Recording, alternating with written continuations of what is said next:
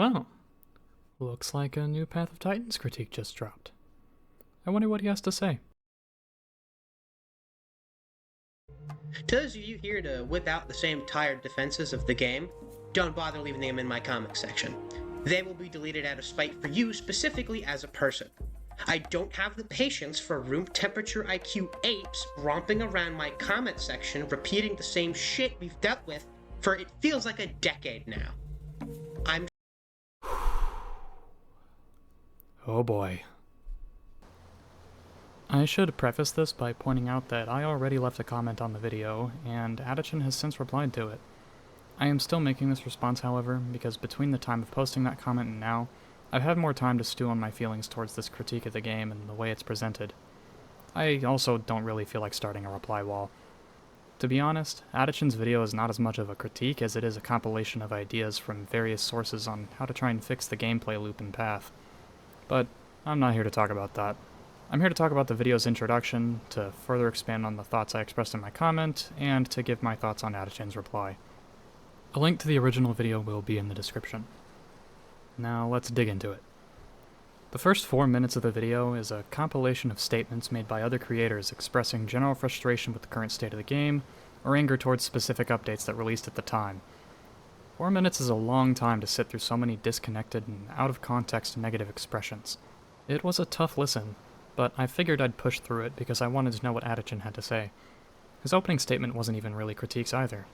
It was an appeal to the members of the player base who share his feelings about the game's development timeline, followed by, I don't have the patience for room temperature IQ apes romping around my comment section. Well, you get the idea. I did listen to most of the rest of the video, but it didn't really hold my attention. I was still hung up on those first 7 minutes. In my comment, I stated, "This is exactly the type of critique and discussion this game needs to have around it." I stand by that statement, but with an asterisk attached. Proposing ideas on how to deepen or expand upon the mechanics of the game are important to share and talk about while the game is in early access, as that's the whole point of early access as a concept. I believe that with all my heart. The asterisk attached to this is how we engage with our fellow members of the community when doing so. We need to be respectful to one another if we're going to have productive conversations. Threatening to silence people who have opinions you disagree with or just don't find helpful isn't how you reach the ears of the community. It's how you stay locked in an echo chamber. Not only that, but it doesn't inspire a broader audience to rally behind your banner. All you'll end up doing is rallying a bunch of yes men into your comments section, and nothing will actually come of all this hard work you did, because you've already turned away the very people who may need to hear what you have to say. Adachin, while I don't like all the ideas proposed in your video, I have no doubts that you're very passionate about the game, which is why I hate to see you sabotage your own attempt at getting your ideas heard.